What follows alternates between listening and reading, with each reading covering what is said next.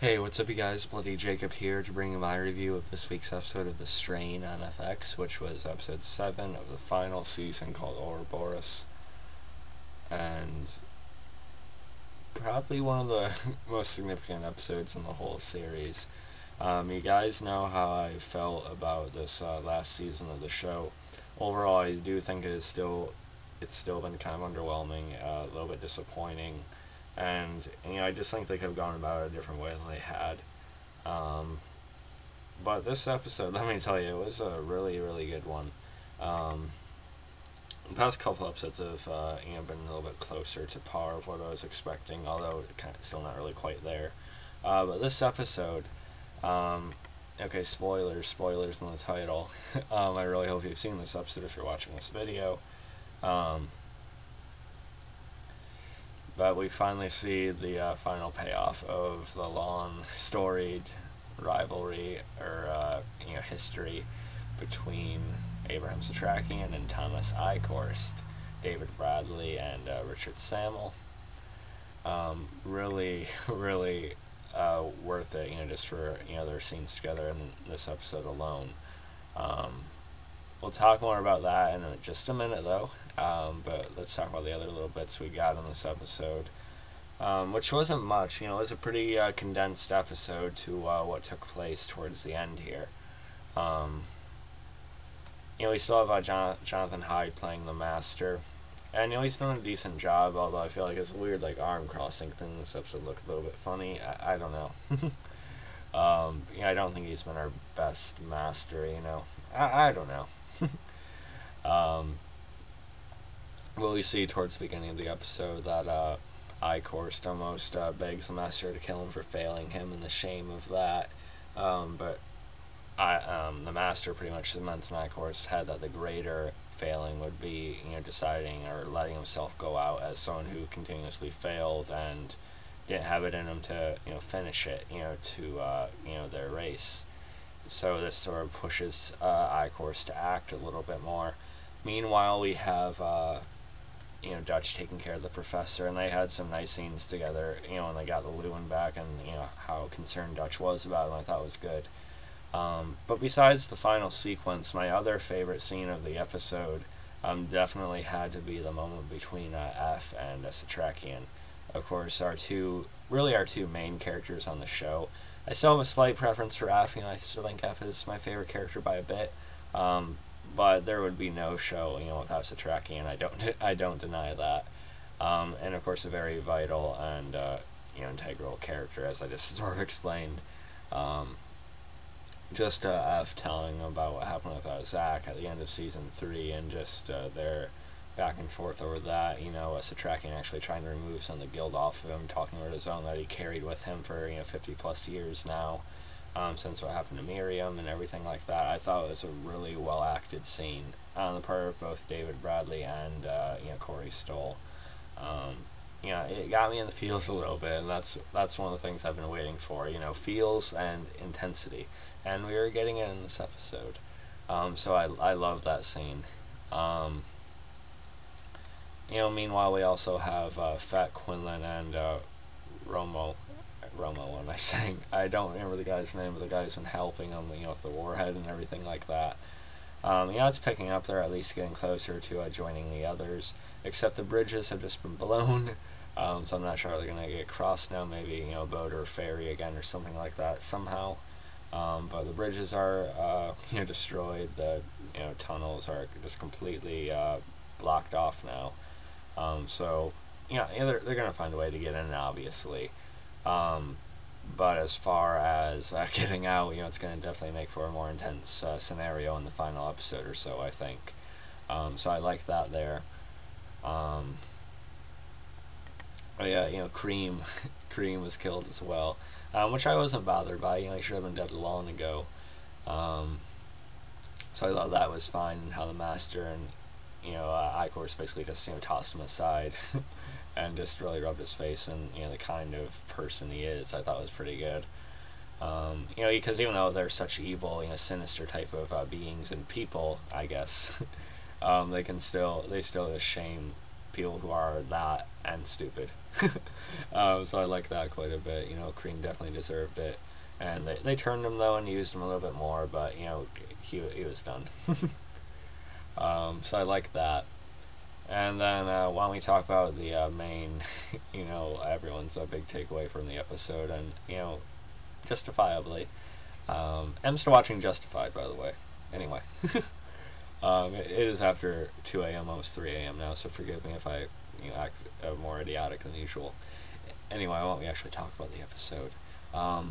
Again, those moments between Eichorst and Setrakian are some of the biggest stick-out moments of the entire series. Like I said, although the season's been underwhelming, I said throughout the season that I still have complete faith in them that they're going to have an excellent series finale and probably a really good final couple or few episodes, and this is just cementing that. I didn't expect this in the 7th episode, though. This is what I've been waiting for. I expected it. I never thought Setrakian would survive the entire series and make it to the end, just because of the kind of character he is, but I always had hoped and thought that he would at least kill Eichorst before he went, and that's kind of what happened here. I did see some spoilers about it because I watched the episode late, but still didn't really affect the moment too much for me. I was worried how it was going to play out still, watching it, so that's good. It plays up to how the show did it. It was a bit stupid, though, that they kept leaving Setrakian so unguarded. I felt like that was kind of odd and convenient, especially after being reunited with Eph. I don't think they should have left Setrakian alone, Whether it was Dutch or Alex there, realistically probably wouldn't have been that much of a difference, unfortunately.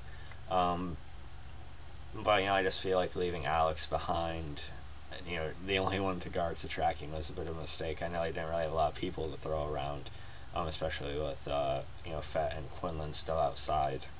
But I felt like they could have done a better job protecting Setrakian than they did. I feel like they would have done a better job, but I feel like that was a little flaw with the writing there. But it is what it is. It still made for an awesome few final moments here, and I was worried about Setrakian, where he's just going to be killed on his knees by Eichorst, and that would have just been a very very upsetting way to see Setrakian go. He tries to put Setrakian's face in it as much as he possibly can, reminding him of the death camps. And I also like that bit of the conversation between Eph and Setrakian. Setrakian, just kind of speaking of the parallel to the death camps, and how the Master learned how to treat humans exactly like this from them. And that's almost scarier than what the Master's doing, is that he learned some of how he's handling it now from the humans, from us. So I thought that was actually really well laid out too, even though it's pretty clear to us. I still like them talking about it, just feeling the weight of everything. But anyway, back to that final sequence. Not Dutch, but Gus and his relative do arrive. Luckily, he didn't think his relative was gonna. I forget his name. I'm sorry. He didn't think he was gonna make it at all, really. But I was thinking for a second they were gonna kill off Gus as well. They easily could have, but luckily, Setrakian impales Eichorst from behind. And before Eichorst attacked, he also, of course, killed Alex and just snapped her neck. Which I guess isn't surprising, overly, because I did say episodes ago that she would probably end up being caught in the crossfire when she joined the others if she made it that far with Eph. It does feel like a bit of a waste, though, because I feel like they could have pushed her and F's work together even more or something. I don't know, but again, realistically, this is probably what would have happened to her. It's just unfortunate to see the character they're building go like that, I guess. But again, that's probably what realistically could have went down there. And Eichorst gets the advantage over Setrakian again, just because of how slow and weak Setrakian's become, just because of what all he's been through. His body, his how long he's been doing this, and how he's had to keep himself going, as he tells Eph. He's 95 years old. So he tells him more about that trick to it, which I thought was interesting too, to have that laid out a little more specifically. and you know, Setrakian's trick, you know, with that stuff in his blood, I thought was really, really smart, and really gave Setrakian the push in the final blow to Eichorst that he needed. Eichorst is on his knees, just, you know, spewing up, you know, whatever. And of course, Setrakian has the master listen and see what's happening there. Well, of course, still, you know, talking to Eichorst through it all as well. Reminds Eichorst that he's not a number. His name is Abraham Setrakian. And, you know, he acknowledges that he's probably not going to make it, you know, to see, you know, Master be completely destroyed, because he is unfortunately stunned and, you know, drained a little bit, you know, before it was interrupted, you know, by what he had put in the system. So that was still upsetting to see, though, even though Setrakian is able to kill Eichorst here, which we'll talk more about in a second. It's still upsetting to see him, you know, stunned like that. You know, it did hurt, you know, and my girlfriend's a few episodes behind, but I know she's really going to care. I know she's really going to care about what happened here, trust me. She's not going to like that very much either. It did hurt seeing that happen still. You know, Setrakian's days are numbered since the first episode, though, but, you know, it is what it is. And next week's episode is going to be a hard one, too, because we see him telling, you know, Eph not to make his mission, you know, for nothing. And, you know, F's going to push on it like, you know, like hell. You know, they're gonna find a way to do it. But, you know, despite that, you know, seeing Setrakian, you know, tell Eichorst that and recite, before he actually finally decapitates Eichorst is dead, was a very, very satisfying moment to see. Something we've been waiting for since the very first episode, and since we've seen all those flashbacks and everything. It's just a really excellent payoff, and very satisfying, definitely one of the best moments of the series.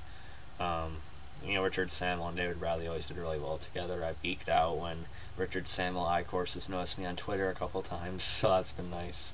He did a really good job, you know, definitely a memorable villain, I think, for sure. But yeah, so overall, I thought this was a really, really good episode. Definitely the best episode of season 4 so far.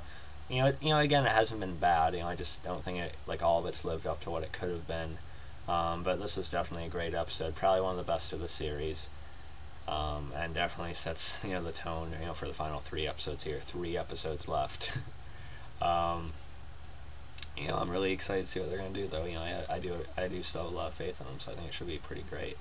But yeah, let me know what you guys thought about this one. If I had to rate it, I'd give it about a 9.4 out of 10. I thought it was that good. So yeah, follow me on Facebook, Twitter, like, subscribe, and I'll catch you guys next time. Peace.